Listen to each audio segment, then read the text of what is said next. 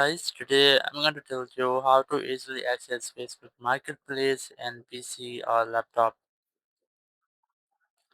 If you're using Facebook in your PC or in your laptop and you want to access or open your Facebook Marketplace section, so let's see how we can do that.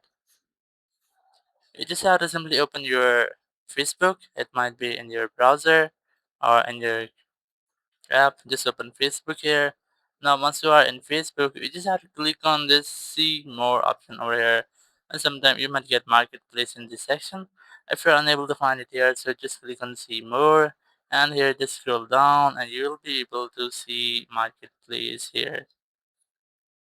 Just click on marketplace, and here you can see that marketplace is unavailable for me. Now I am unable to access marketplace, but you can access marketplace from this section. So using this way you can easily access marketplace. Thank you very much for watching the video. Until next video, bye bye.